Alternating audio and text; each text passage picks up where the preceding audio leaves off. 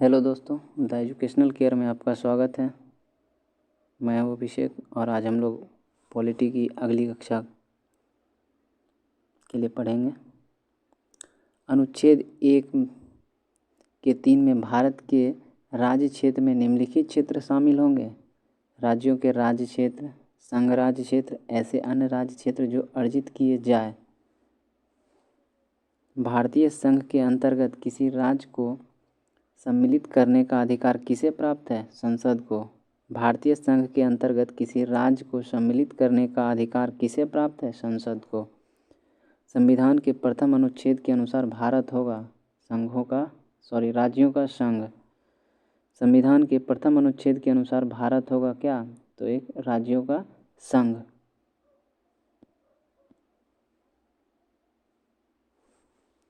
भारत में कितने राज्य एवं संघीय प्रदेश हैं? 28 राज्य एवं 8 संघीय प्रदेश हैं, जिसमें राष्ट्रीय राजधानी क्षेत्र भी सम्मिलित है। 28 राज्य और 8 संघीय प्रदेश है, जिसमें राष्ट्रीय राजधानी और क्षेत्र भी सम्मिलित है। लोकसभा में केंद्र शासित प्रदेश के लिए अधिकतम कितनी सीटें आरक्षित है? 20। लोकसभा में केंद्र शासित प्रदेश के लिए अधिकतम कितनी सीटें आरक्षित है? 20। दो पृथक केंद्र शासित प्रदेश के रूप में जम्मू कश्मीर का विभाजन कब किया गया था? 31 अक्टूबर 2019 को। दो पृथक केंद्र शासित प्रदेश के रूप में जम्मू कश्मीर का विभाजन कब किया गया था? 31 अक्टूबर 2019 को। नए राज्य के गठन की शक्ति किसे प्राप्त है? संसद को। नए राज्य के गठन की शक्ति किसे प्राप्त है? संसद को। राज्यों के पुनर्गठन से संबंधित फजल अली आयोग का गठन किस वर्ष किया गया था? वर्ष 1953 ईस्वी में। राज्यों के पुनर्गठन से संबंधित फजल अली आयोग का गठन किस वर्ष किया गया था? वर्ष 1953 में। भाषाई आधार पर भारत का सर्वप्रथम किस राज्य का गठन किया गया? आंध्र प्रदेश। भाषाई आधार पर गठित भारत का सर्वप्रथम राज्य कौन सा है? आंध्र प्रदेश। राज्य पुनर्गठन आयोग ने 1 नवंबर 1956 को कितने राज्य और केंद्र शासित प्रदेश बनाए थे? 14 राज्य और 6 संघ राज्य। राज्य पुनर्गठन आयोग 1 नवंबर 1956 को कितने राज्य और केंद्र शासित प्रदेश बनाए थे? 14 राज्य और 6 संघ राज्य बनाए थे। सिक्किम भारत का एक पूर्ण राज्य किस वर्ष बनाया गया था? 36वें संविधान संशोधन के अंतर्गत 1975 में। सिक्किम को भारत का एक पूर्ण राज्य किस वर्ष बनाया गया था? 36वें संविधान संशोधन के अंतर्गत 1975 ईस्वी में। भारत में केंद्र शासित प्रदेशों का प्रशासन किसके द्वारा किया जाता है? राष्ट्रपति द्वारा। भारत के केंद्र शासित प्रदेशों का प्रशासन किसके द्वारा किया जाता है? राष्ट्रपति द्वारा।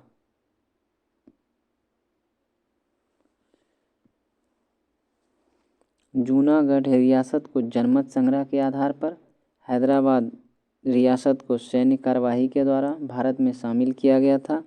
जम्मू कश्मीर रियासत के शासक हरि सिंह ने पाकिस्तानी सेना एवं कबायलियों के आक्रमण से सुरक्षा सुनिश्चित करने हेतु भारत के साथ विलय पत्र पर हस्ताक्षर करके जम्मू कश्मीर को भारत में सम्मिलित किया था। जूनागढ़ रियासत को जनमत संग्रह के आधार पर, हैदराबाद रियासत को सैन्य कार्यवाही करके और जम्मू कश्मीर रियासत के शासक जो हरि सिंह थे वो पाकिस्तानी सेना और कबायलियों के आक्रमण से सुरक्षा प्राप्त करने के लिए विलय पत्र पर हस्ताक्षर करके भारत से कश्मीर को मिलाए थे।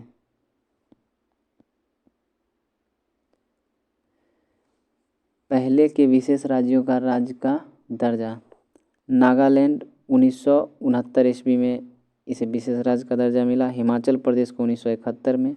नागालैंड 1969, हिमाचल प्रदेश 1971, मेघालय 1972, सिक्किम 1975, अरुणाचल प्रदेश 1987, त्रिपुरा 1972, मणिपुर 1972, मिजोरम 1987, गोवा 1987।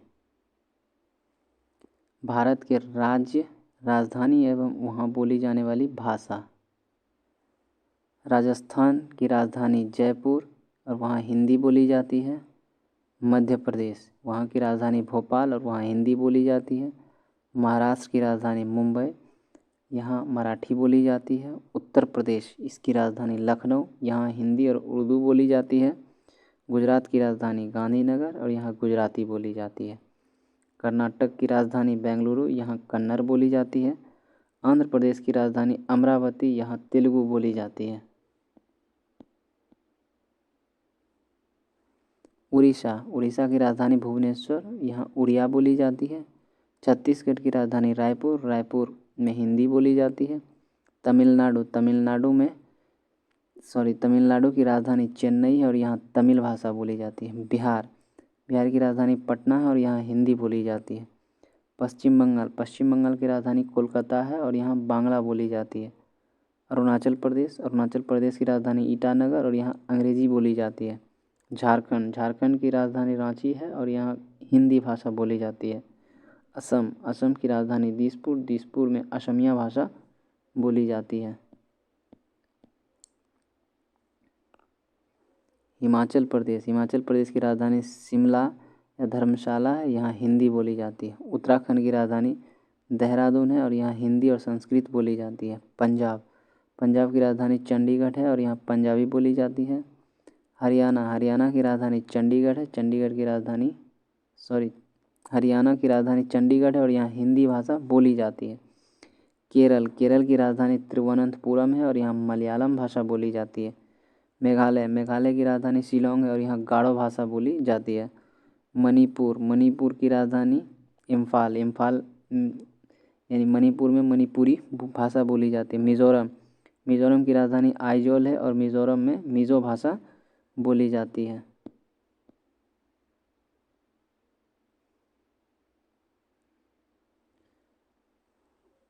नागालैंड की राजधानी कोहिमा और यहाँ अंग्रेजी भाषा बोली जाती है। त्रिपुरा की राजधानी अगरतला है और यहाँ बांग्ला बोली जाती है। सिक्किम की राजधानी गंगटोक है। गंगटोक में नेपाली भाषा बोली जाती है। गोवा इसकी राजधानी पणजी है और यहाँ कोंकणी भाषा बोली जाती है। तेलंगाना की राजधानी हैदराबाद है और यहाँ तेलुगु और उर्दू बोली जाती है। केंद्र शासित प्रदेश एवं राजधानियाँ। अंडमान निकोबार की राजधानी पोर्ट ब्लेयर, चंडीगढ़ की राजधानी चंडीगढ़, दादर नगर हवेली तथा दमन और द्वीप इसकी राजधानी दमन, दिल्ली की राजधानी नई दिल्ली, लक्षद्वीप की राजधानी कवारती, पुदुचेरी की राजधानी पुदुचेरी, जम्मू कश्मीर की राजधानी श्रीनगर या जम्मू, लद्दाख की राजधानी लेह।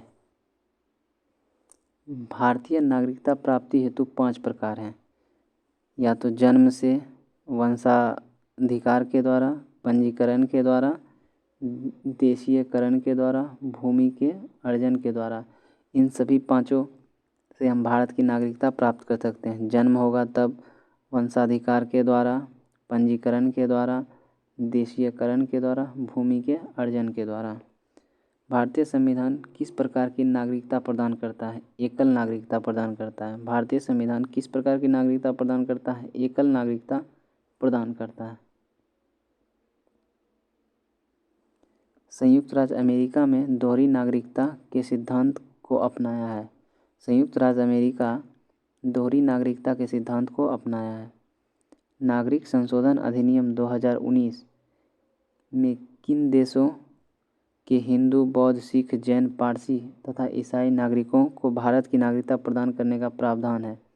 पाकिस्तान, बांग्लादेश तथा अफगानिस्तान।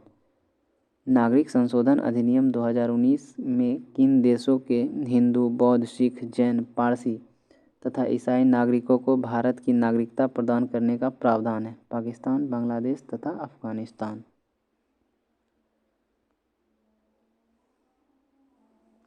भारतीय नागरिक की नागरिकता किस आधार पर समाप्त हो सकती है? परित्याग, पर्यावसान, वंचना के आधार पर। भारतीय नागरिक की नागरिकता किस आधार पर समाप्त हो सकती है? परित्याग करने पर, पर्यावसान के तथा वंचना के आधार पर।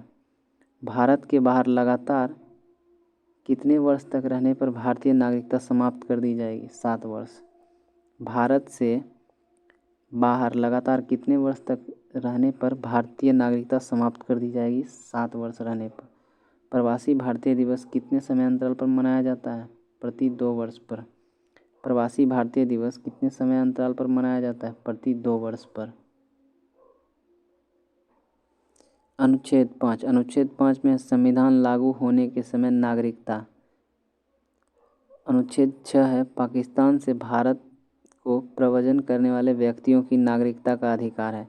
6 में यह कहा गया पाकिस्तान से भारत को प्रव्रजन करने वाले व्यक्तियों की नागरिकता का अधिकार है। 7 में कह रहा है पाकिस्तान से प्रव्रजित व्यक्तियों की नागरिकता का अधिकार है। अनुच्छेद 7 में पाकिस्तान से प्रव्रजित व्यक्तियों के नागरिकता का अधिकार है। अनुच्छेद 8। अनुच्छेद 8 में भारतीय मूल के उन लोगों के नागरिकता का अधिकार है जो भारत के बाहर रह रहे हैं। अनुच्छेद 8 में यह कहा गया है भारतीय मूल के उन लोगों के नागरिकता का अधिकार है जो भारत के बाहर रह रहे हैं। अनुच्छेद 9 में कहा गया जिस व्यक्ति ने स्वेच्छा से विदेशी नागरिकता प्राप्त कर ली है उसकी भारतीय नागरिकता समाप्त मान ली जाएगी। अनुच्छेद 9 में यह कहा गया जिस व्यक्ति ने स्वेच्छा से विदेशी नागरिकता प्राप्त कर ली है उसकी भारतीय नागरिकता समाप्त मान ली जाएगी। अनुच्छेद 10 नागरिकता संबंधी अधिकारों की निरंतरता है। अनुच्छेद 10 में नागरिकता संबंधी अधिकारों की निरंतरता है। अनुच्छेद 11 में संसद द्वारा कानून बनाकर नागरिकता अधिकारों का नियमन किया जाता है। अनुच्छेद 11 में कहा गया संसद द्वारा कानून बनाकर नागरिकता अधिकारों का नियमन किया गया। लक्ष्मीमल सिंघवी समिति किससे संबंधित है? दोहरी नागरिकता से। लक्ष्मीमल सिंघवी समिति किससे संबंधित है? दोहरी नागरिकता से। किसी व्यक्ति द्वारा भारतीय बैंक में धन जमा करके भारत की नागरिकता नहीं प्राप्त की जा सकती है। कोई व्यक्ति द्वारा भारतीय बैंक में धन जमा कराकर भारत की नागरिकता नहीं प्राप्त कर सकता है। भारतीय संविधान में एकल नागरिकता का प्रावधान किस देश से लिया गया है? ब्रिटेन से। भारतीय संविधान में एकल नागरिकता का प्रावधान किस देश से लिया गया है? ब्रिटेन से।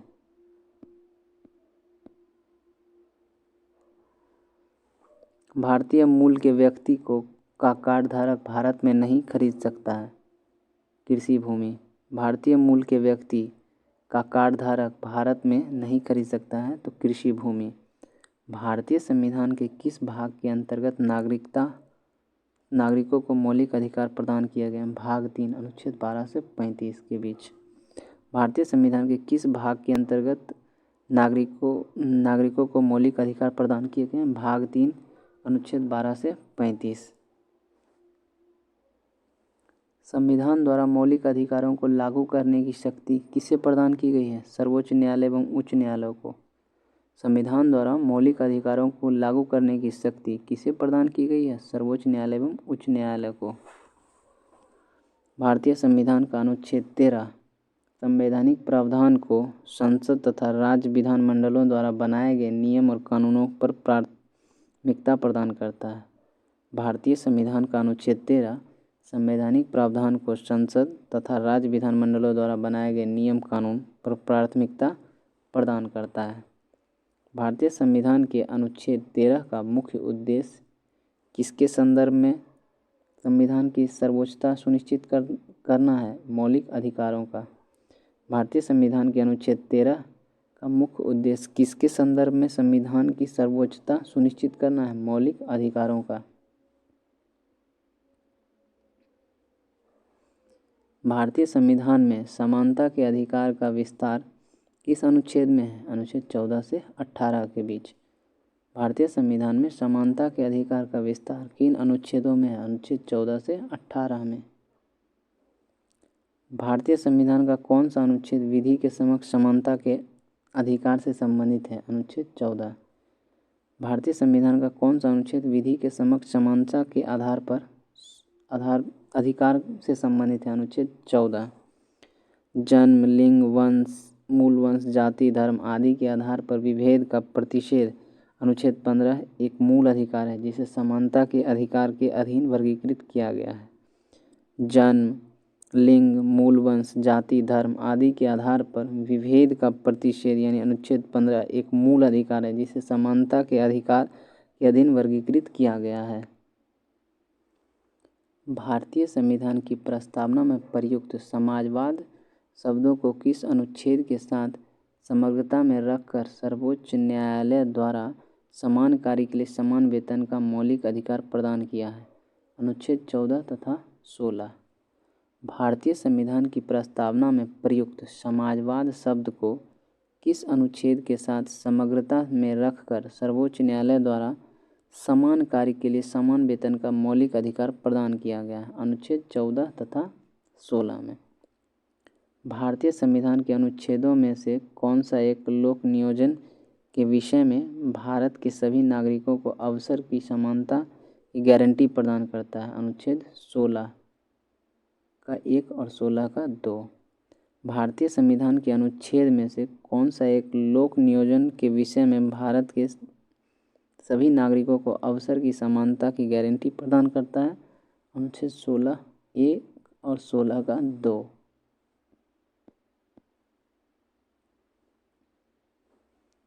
संविधान के किस अनुच्छेद के अंतर्गत अस्पृश्यता का उन्मूलन किया गया? अनुच्छेद 17। संविधान के किस अनुच्छेद के अंतर्गत अस्पृश्यता का उन्मूलन किया गया? अनुच्छेद 17। संविधान में अस्पृश्यता परिभाषित नहीं है। अस्पृश्यता निवारण अधिनियम 1955 के अंतर्गत अस्पृश्यता को बढ़ावा देना एक दंडनीय अपराध है। संविधान में अस्पृश्यता परिभाषित नहीं है। अस्पृश्यता निवारण अधिनियम 1955 के अंतर्गत अस्पृश्यता को बढ़ावा देना एक दंडनीय अपराध है। अनुच्छेद 18 का संबंध किससे है? उपाधियों के अंत से। अनुच्छेद 18 का संबंध किससे है? उपाधियों के अंत से। भारतीय संविधान के किस अनुच्छेद में वाक एवं अभिव्यक्ति की स्वतंत्रता के मूल अधिकार का प्रावधान किया गया है? अनुच्छेद 19 में। भारतीय संविधान के किस अनुच्छेद में वाक एवं अभिव्यक्ति की स्वतंत्रता के मूल अधिकार का प्रावधान किया गया है? अनुच्छेद 19 में। भारत के संविधान में प्रेस की स्वतंत्रता का प्रत्यक्ष प्रावधान नहीं है, परंतु यह स्वतंत्रता किस अनुच्छेद के अंतर्निहित है? अनुच्छेद 19A के तहत। भारत के संविधान में प्रेस की स्वतंत्रता यानी फ्रीडम ऑफ स्पीच, हम बोल सकते हैं कुछ भी। भारत के संविधान में प्रेस की स्वतंत्रता का प्रत्यक्ष प्रावधान नहीं है, परंतु यह स्वतंत्रता किस अनुच्छेद के अंतर्निहित है? अनुच्छेद 19A में निहित है। आज के लिए इतना ही, मिलते हैं नेक्स्ट वीडियो में।